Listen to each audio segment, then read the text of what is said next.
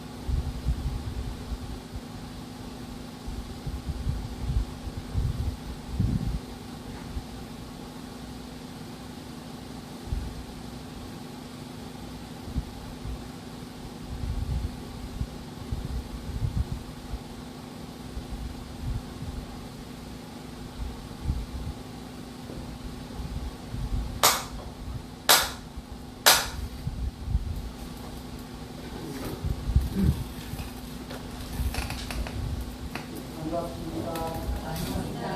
네, 잘 들리나요? 오늘은 우리 중식집 양식집에서 168개 167조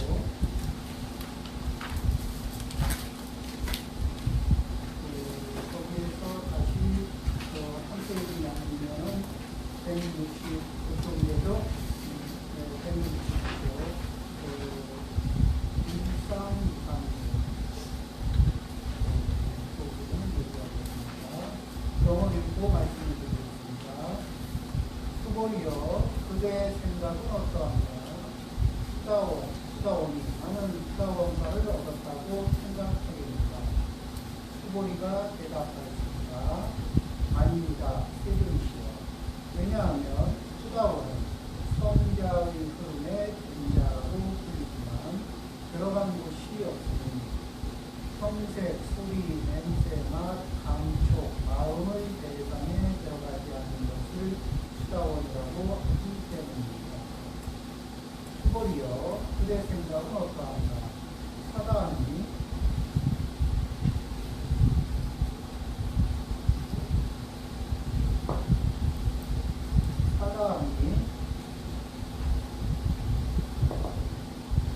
나는 사다함과를 얻었다고 생각하겠는가? 수고리가 대답하였습니다. 아닙니다. 세존이시여. 왜냐하면 사다함은 한 번만 돌아올 자라고 불리지만 실로 돌아옴이 없는 것을 사다함이라고 하기 때문입니다. 수고리여 그대의 생각은 어떠한가? 아나함이 나는 아나함과를 얻었다고 생각하겠는가? 수고리가 대답하였습니다. 아닙니다. 세존이시여. 왜냐하면 아나함은 돌아오지 않는 자라고 불리지만 실제로 돌아오지 않음이 없는 것을 아나함이라고 하기 때문입니다. 수고리여 그대 생각은 어떠한가? 아라함이 나는 아라함의 경지를 얻었다고 생각하겠습니다. 수고리가 대답하였습니다. 아닙니다. 세존이시여. 왜냐하면 실제 아라한이라 할 만한 법이 없기 때문입니다. 세존이시여. 아라한이 나는 아라한의 경지를 얻었다고 생각한다면 자, 대하, 중생 영혼에 집착하는 것입니다. 세존이시여. 부처님께서는 저를 다툼 없는 삼배를 얻은 사람 가운데 제일이다 라고 말씀하셨습니다. 이는 욕망을 여인 아라한 가운데 제일이라는 것입니다. 그러나 세존이시여, 나는 욕망을 여인 아라한이라고 생각하지 않습니다. 세존이시여, 나는 아라한의 경지를 얻었다고 생각한다면 세존께서는 수고리는 적정을 즐기는 사람이다라고 말씀하시지 않았을 것입니다. 수고리는 실로 적정행을 하는 것이 없으므로 수고리는 적정행을 즐긴다라고 할 뿐입니다. 그런데 알송 발송은 이야기인데, 이 중에서 이제 우리가 주목해서 보는 거는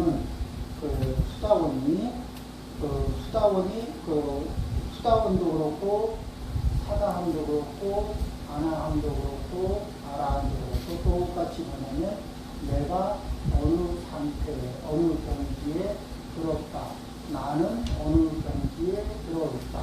내가 어느 수준에 있다. 이런 의식이 있을까 없을까? 없어요. 그러면 무엇을 계속 노력해요?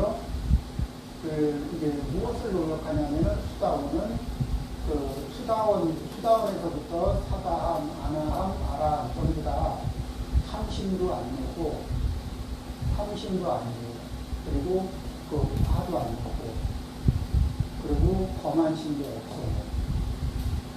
그런데 그러면은 차이가 뭐냐? 이러면은 차이가 무엇이냐? 그러면은 이런 겁니다.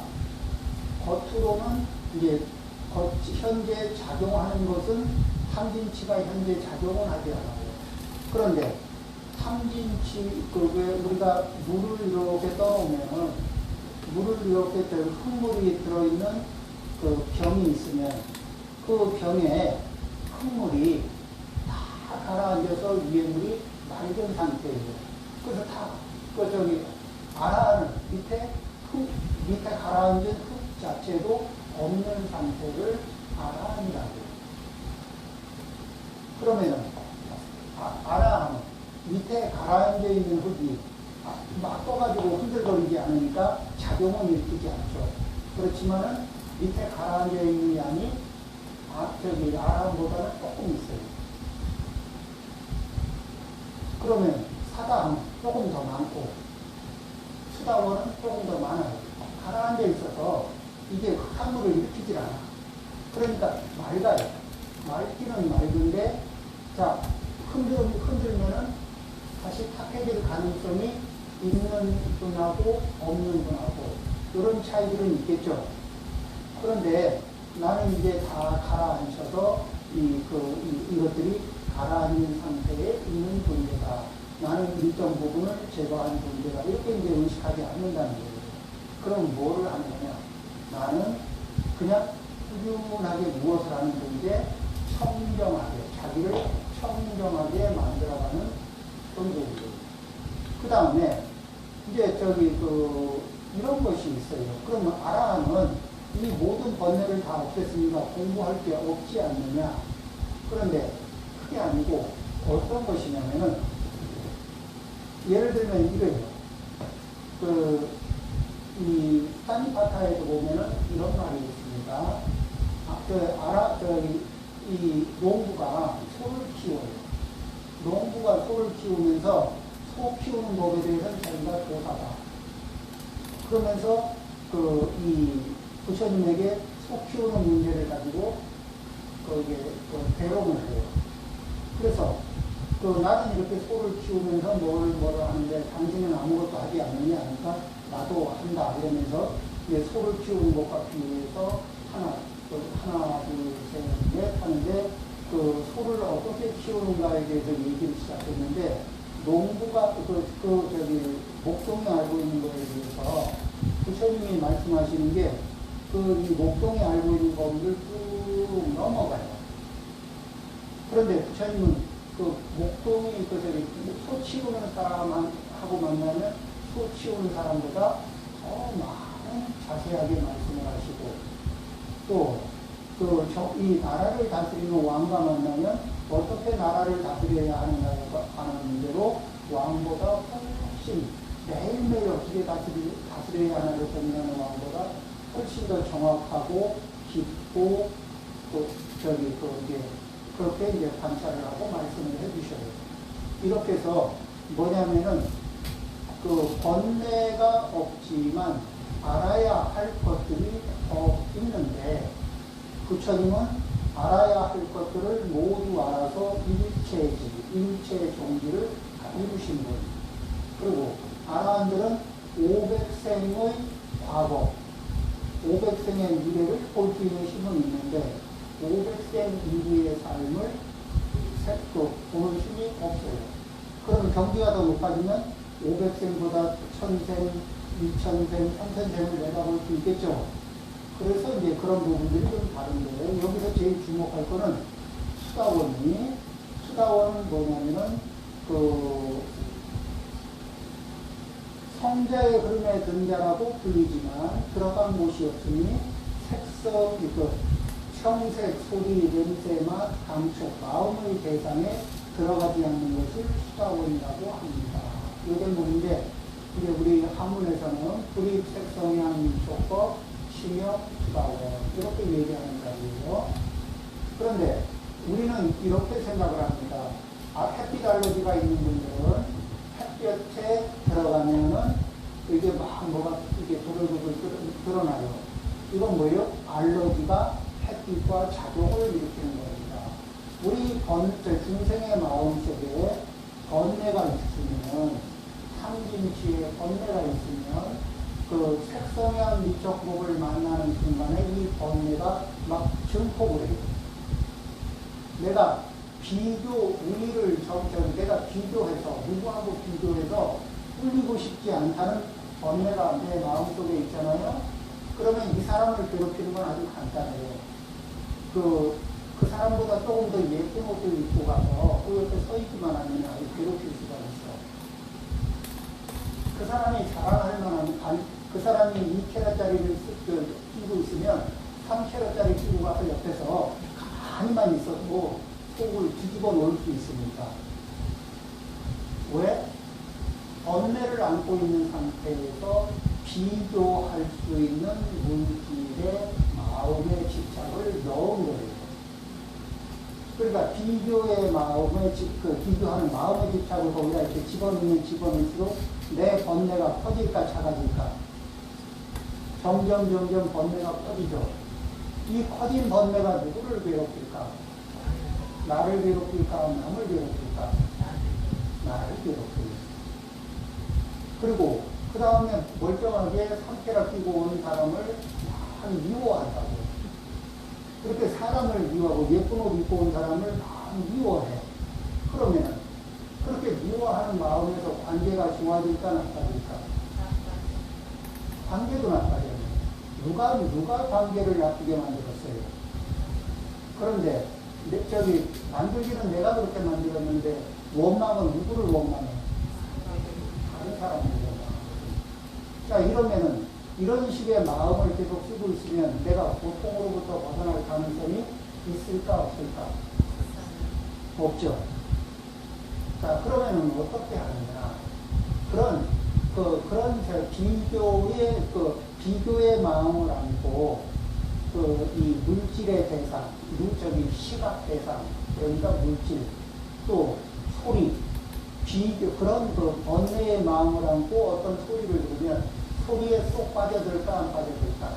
나를 칭찬하는 소리에 쏙 빠져들어야 안 빠져들어? 나를 비난하는 소리에 쏙 빠져들까 안 빠져들까?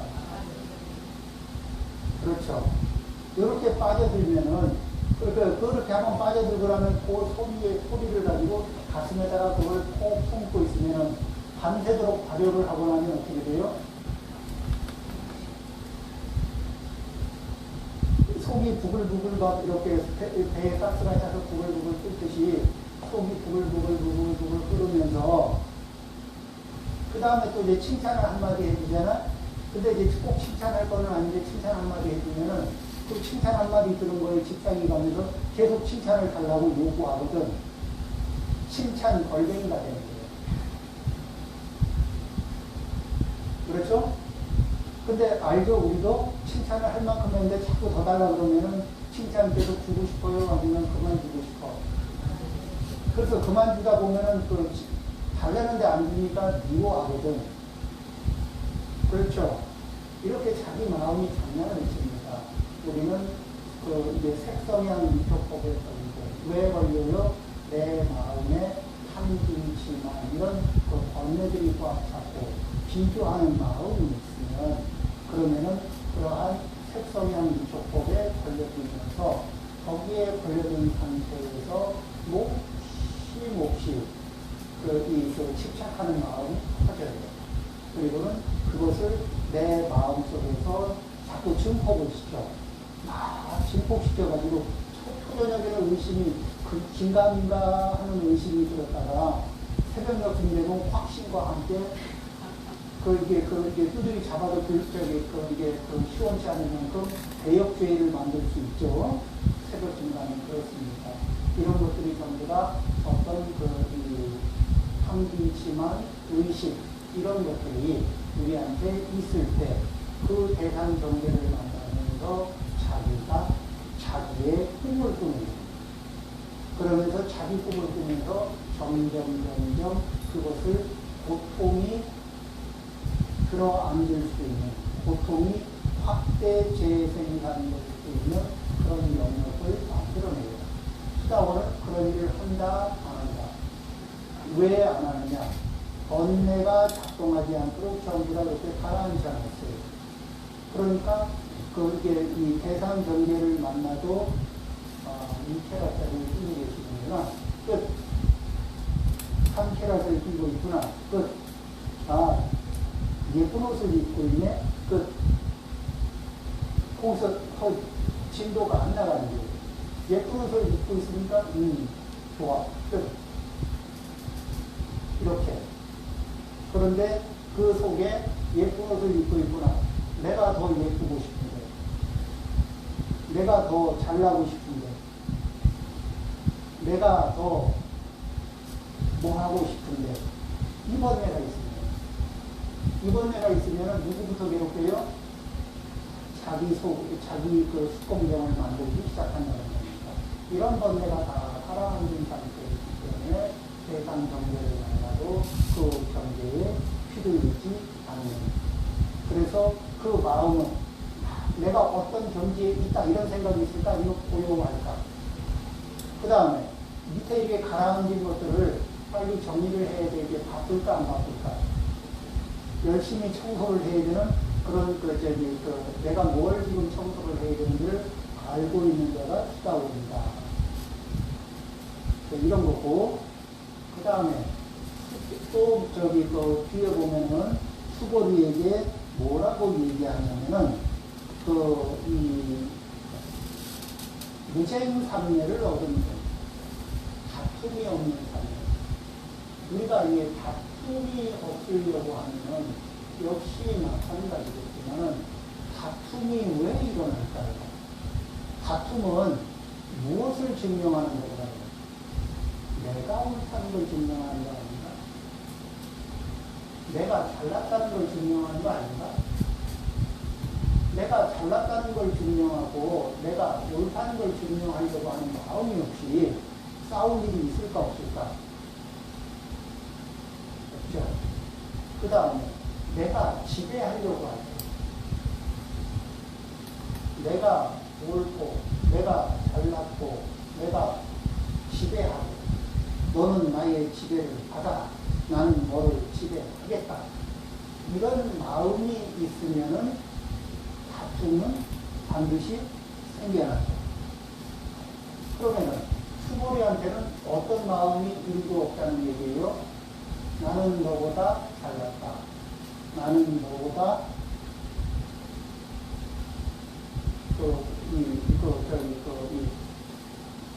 훌륭하다.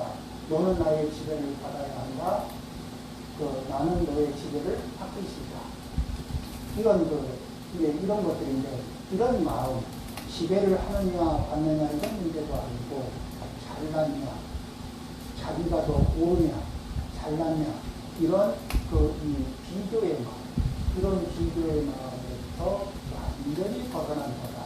그러면 우리는 이 두 대목에서 이 번뇌는 가지면 가질수록 우리를 행복하게 한다. 맞습니까? 아니죠. 번뇌는 가지고 있으면 있을수록 나를 불행하게 한다. 맞죠? 그러면은 우리는 지금 현재는 가끔은 이 번뇌를 포기하면 내가 바보가 될 것 같고, 이 번뇌를 포기하면 내가 손해를 볼 것 같고, 그런 생각이 들어요, 안 들어요? 들죠? 이 드는 생각을 뭐라고 하냐면은, 이렇게 드는 생각을 전도몽상이라고 해요. 원래 그걸 가지면 나를 불행하게 만드는데, 이거를 놓으면, 이걸 내려놓으면 나를 불행하게, 내가 손해가 나고, 내가 바보가 되는 것 같고, 그런 생각이 자꾸 들거든. 그래서 못 내려놔요.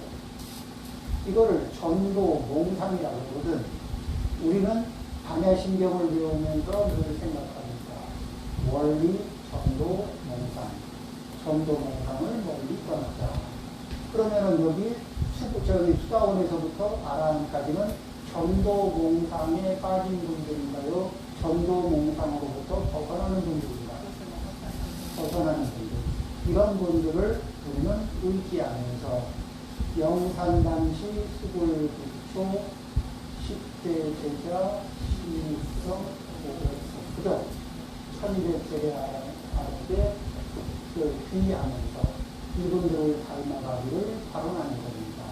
그렇게 우리 미타경의 학교장님들 이렇게 지금 9번째 일상이상분의 그 말씀 그 중에서 수다원과 그리고 수보리존자의 무쟁산례와 관련된 얘기를 통해서 우리의 삶을 어제보다 오늘, 오늘보다 내일 점점 더 청정하고 점점 더 행복해질 수 있는 삶을 만들어 가시기를 바랍니다.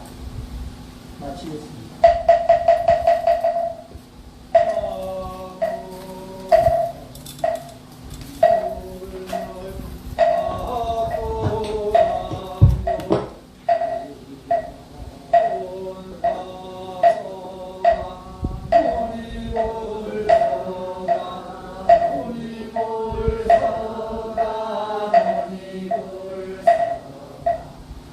Amen.